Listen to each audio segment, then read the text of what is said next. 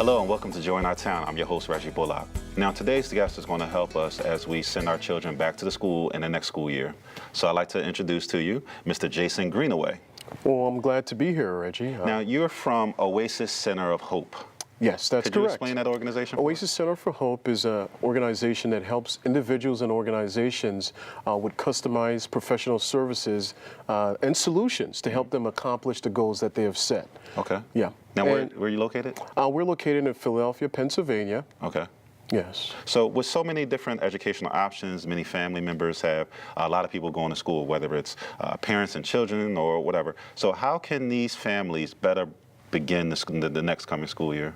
I think it starts with that P word, planning. Okay. Planning. It's so important to plan, and one of the things I would recommend to families, being a father as well, and being in the educational field for some time, is to talk to your principal. Okay. Find out what are some of the things that you have to do in preparation for the school year as it pertains to uniforms, school supplies, because typically what happens is the teacher provides a school list, of all the supplies you need for the kindergarten or first grade, or even for that family who's starting out, for the first time with their first child. Okay. Immunization records, get the forms from the secretary, the nurse, the principal, and so forth. Sure. And take it to your pediatrician. Okay. If you have issues as far as resources are concerned, there are local medical clinics that accept families on walk-ins, via walk-ins, and they would work with your budget. And so planning is crucial as they look to return back to school and resume that normalcy, so to speak, or that routine. Sure. Now, what about the extracurricular activities? Because some parents have kids that are involved in every single sport, every single program, every single thing after school. So what about the P word that you mentioned? Yes, planning applies to that as well. Okay. And I think it's just like we're doing today, having a conversation. Sure. I think rather than imposing your desires or your wills, you may want your child to be the next great composer, whether it be Mozart or Tchaikovsky or Chopin or one of those guys. I would like my son or daughter to be that. Exactly. But what if that's not their passion? What if your son wants to be the next? Yeah. What if your son wants to be the next greatest athlete, or whatever it may be? What if they want to be a gardener? Sure. What if they want to do something different? Okay. That's where a conversation takes place, where you ask your child, and you have to be observing your child and seeing what really gets them excited, and that's where it lies. What is their passion? And with that, you can coordinate and plan and say, based upon your passion, based upon our resources, here's what we are going to do. And as a parent, as you engage in that type of approach, your child is going to trust when you say, how about trying this? How about trying that? They'll say, Mom or Dad, that sounds like a plan. That sounds like a good plan. Right. So that would be my recommendation there. Definitely. That's a good tip. So as the summer comes to an end, how would you suggest someone actually reestablishes that plan in addition to some of the things that you just mentioned? Well, you need to have a schedule. As the summer winds down, just have a schedule of the things that you need to get done. Okay. Once again, going back to, purchasing of the school supplies, develop a checklist. That helps. That usually helps me of all the to-do lists, to-do lists of all the things we need to do. And you can probably have a date, a column where, when was it completed, who completed that task, and just doing that so that when the first day comes around of school, whoa, what are we going to do? We didn't put this in place, we didn't put that in place. But I would recommend that they even try to do a test run, a pilot, because as do you a have fire drill. Fire drill, and see what the time frame it takes, to get some of these things done. Sure. Okay, now that's all fine and well for those who are in elementary school, middle school, maybe even high school. But what about those who are going to college for the very first time? Could you kind of go into that a little bit? Well, that's where I would say development, training and development. I recommend that parents, that they teach their children how to do basic chores. At a young age, I learned how to iron. That sounds very simple and basic, but learning how to iron, learning how to cook, learning how to clean, those life skills, learning how to budget. And what to eat. What to eat, because the worst thing that can happen is, oh, wow, I'm now independent. Mom and dad is not here. You know, all gonna they have eat is pizza all fast night. food. Yeah. You know, all they eat is junk food. So teaching your children the importance of nutrition, teaching the importance of valuing this independence and what independence can lead to Sure. when you use those skills and you implement things that can benefit.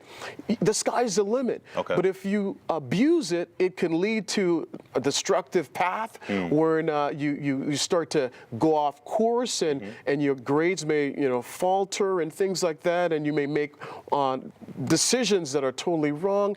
So I think when you instill in your children that proper discipline, Sure. or that proper attitude, the sky's the limit, for them to succeed, even if they're going to college for the first time. Yeah, they call that the freshman 15. Like your first year, you're always going to gain 15 pounds or so because you got this new freedom. You're on your own Yes. schedule. You can eat what you want. No more, mom's telling you this. You can kind of do what you want. So if you want burgers and pizza, you can have burgers and pizza. So And let's be realistic. They're going to do that. They're gonna do it They're anyway. going to have. I did, so. You didn't do that. Well, that's good. no, I did do it. Oh, you Yeah. did do Oh, it. yeah. Oh, yeah. I And picked up. but after a while, here's the thing that to note about that. The food you eat, you are what you eat. You've heard Sure. that. Sure. So if you eat junk food all the time, going comes on back that, to you. it comes back to you. So it's important for them to know about those types of things. So Right. it starts from high school and even be earlier than that to impart those words Okay. of wisdom Yeah, to your definitely. children. I agree. So, in your opinion, what's the biggest difference between going to an in-state and out-of-state school? That's a very, very great question. Okay. And I'll just give you one word: cost. Cost. Okay. In state, you're going to save a lot of money. An out-of-state student, they're going to pay. It's going to be a huge difference. The exorbitant fees and costs for the cost per tuition credit. So, as it pertains to that, parents, if they're exploring an out-of-state school, as instead of an in-state school, I would recommend that there's a financial plan in place. Okay. There are things like the 529 plan, where you can save money, educational IRAs and things like that, which is, you could put a certain amount of money each year to go towards a child's education. There are even life insurance policies that you can have where you can save for a child's future. And everyone is at a different stage of their life. Sure. But, that's a significant difference. Cost usually is that factor. Okay. Now, when they are out of state, do you suggest parents kind of doing the care packages and kind of what should go in that kind of care package? I would say yes. You can budget for the care packages. Okay, sure. Where based upon your disposable income, the money after taxes and all the deductions, you put something aside in a special account, just like if you had a mortgage company having an escrow account, having that type of discipline to do so, and then sending it off to them, that care package. And if you're a coupon shopper, Definitely. you could get a bang for your buck in doing those things. What should be included? It could be toiletries. It could be those types of things. Okay. It could be even school supplies, perhaps. Sure. It could be the things that they like, and it depends on the child. It depends on that student, Okay. they may have specific things that they may be asking their parents to provide. Okay. But that helps when you are able to budget and plan for those things. Okay.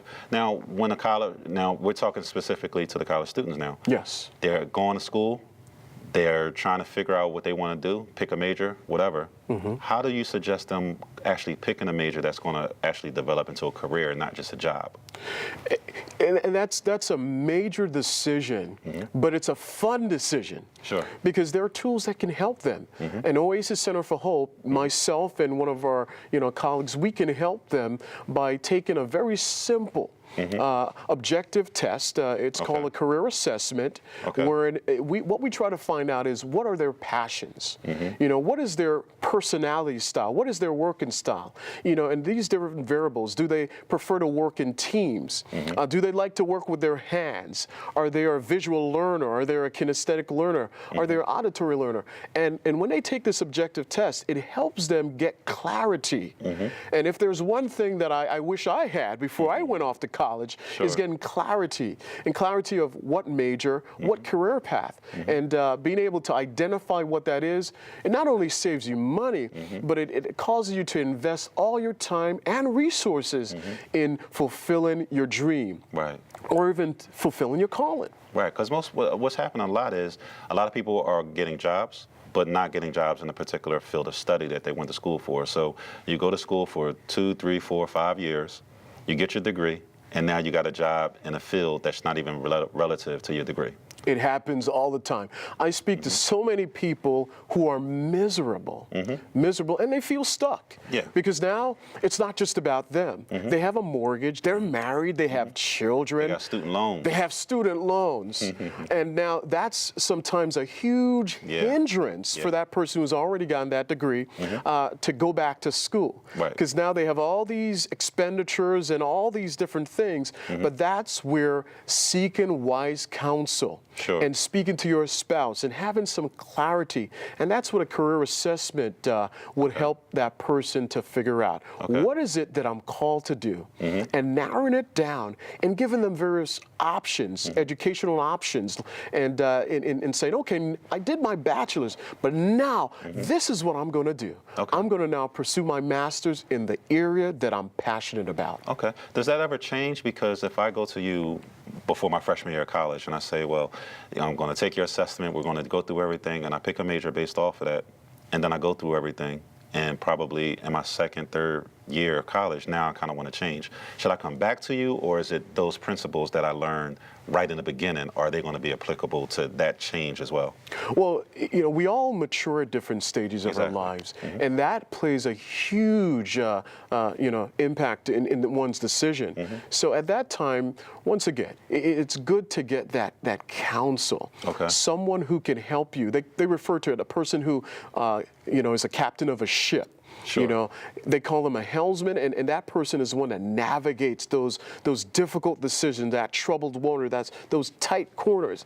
And if you're at that place wherein you need someone with another pair of eyes, or that can think things through, or help you think things through, it wouldn't hurt to take an assessment or even have a conversation with someone who can advise you.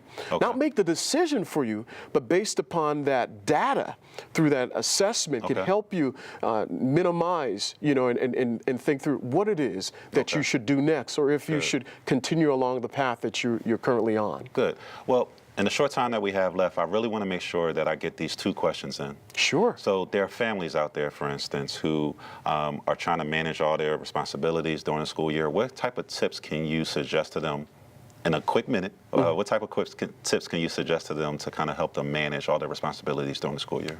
I would say, we talked about it earlier in this segment. It's more or less planning, having a schedule. But I didn't say this before, but even planning one's vacation, and having things that you can look forward to. Because in the hustle and bustle of our lives, it's good to have what I refer to as work-life balance. Yes. Being able to enjoy quality time with your family. For those of you who are out there listening to this program, watching this program today, you may say, oh, you know what? I don't have any money. We're strapped tight. How about just going to the local park? Sure.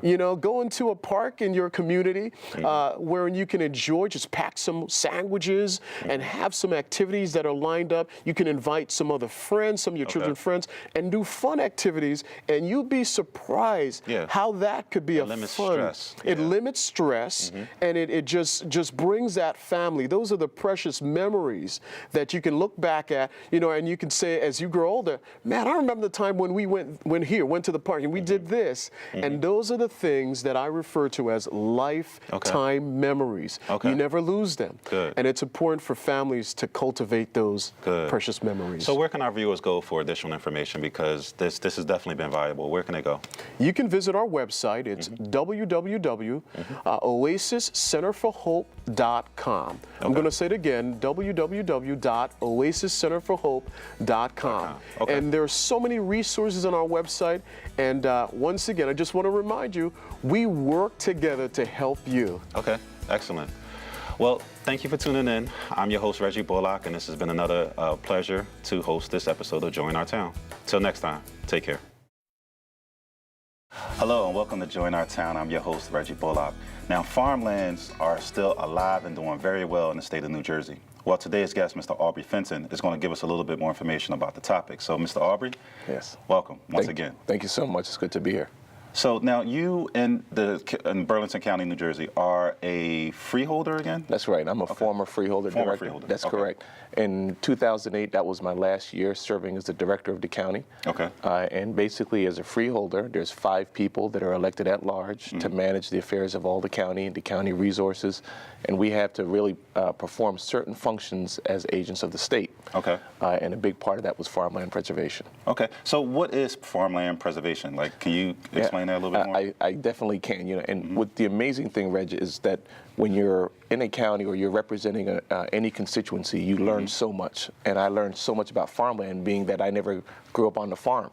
But basically, in Burlington County, you have it's a very large geographic county, one of the largest by terrain. Okay. And can you describe that? Like, Sure.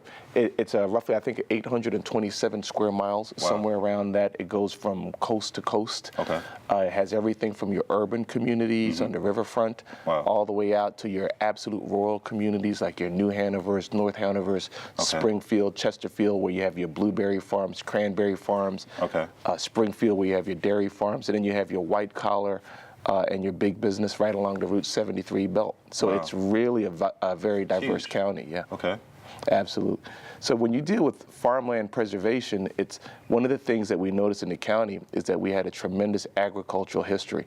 Some of the biggest and most prolific farmers really in the world, some of the cranberry farmers come from Burlington County. Okay. And what we saw was when in the moments or in the eras where there was a lot of real estate development, we were losing some farms. Okay. And when you lose a farm, it's not just losing the food you produce, it's distribution jobs, Sure. it's accountants, it's environmental engineers, it's an entire economy. So one of the decisions that was made in the mid-90s was to be very aggressive in defending agriculture, not just as farms, but as an entire industry, as an economy. Okay. And that's what really led to the programs of the Farmland Preservation Program. Okay. So what types of farms are actually out there now? Well, you have everything. Right now, Burlington County is really one of the leading berry farmers. So whether it's cranberries, blueberries, fruits, apple orchards, peach orchards, the county once had a lot of dairy farms and the like, and there still are some of those farms, but right now, any berry or any fruit, corn, it's big business. Okay. Absolutely. So you're still seeing those. There was once a little joke. They said you're not really a resident of New Jersey unless you help someone pick blueberries at some point. and we all did it at some point. You worked in the summer doing it. Okay. Now, are the produce that it produces, these berries or whatever, are they local? Or are they more national, or are they? Well, they're harvested locally, but they're gone international. Okay. When you think of things like Ocean Spray, the cranberry. Many of those, Ocean Spray had a receiving station in Burlington County. Some of the largest farmers in that collaborative or in that collective came out of Burlington County. So it was harvested in the county. The Ocean Spray had a receiving station. It was produced, and then it went globally. Wow. So you're seeing there's same with cranberries, blueberries, and corn. Same deal. And I drink a lot of Ocean Spray. You drink a lot of it. There's your commercial. That's the commercial right there. That's right. So now, is farmland preservation, is that a local type of governing type of thing, or is this more of a state that actually focuses on it? It's actually both. You have what's called agricultural development boards. Okay. So there is a county agricultural development board, and then there's a state agricultural development board. They call them the SADC and the BADC. Okay. And they work in tandem. Now, in certain counties and communities, they just say whatever resources the state provides, we'll use that to preserve our farms. Okay. What Burlington County did is they said, let us supplement that. Okay. And in the mid-90s, Burlington County produced a referendum saying, would you like us to increase or develop what's called a farmland preservation tax that you're willing to pay? And with the funds that you pay in, we'll use 100% of that to preserve farmlands and open space. Okay. And those referendums passed by a number of almost, close to 90% of the people said, we're willing to do that. Okay. So you had the county that had its own reserves that was using it to preserve farms, and then it aggregated that with the state resources. And that's how the county was very aggressive to do it. Okay. Now, so let's say I'm a farmer. Yes. And I want to participate in this actual program, or I want more information about it. Like, how do I go about this farmland preservation type of initiative? Like, how do I get more information about it? Well, there's two ways. One, I would recommend that they go to the Burlington County website, and then there's a department called Open Space and Resource Conservation. Okay. And they should speak directly with the directors there, Okay. because they're a good conduit of information with the County Agricultural Development Board. So that's one source.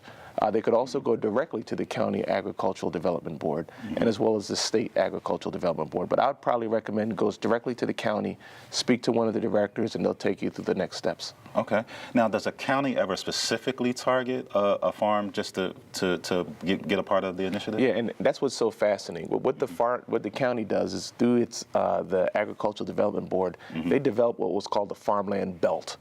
Okay. Parcels of land that are contiguous right next to each other, Okay. that have the appropriate hydrology, the correct soils, that aren't right next to a community where they're building houses where people might be distracted by the farming operations. And then they developed what they call the strategic areas that they wanted to defend and preserve, and that went through a collaborative process. Different municipalities could speak to it.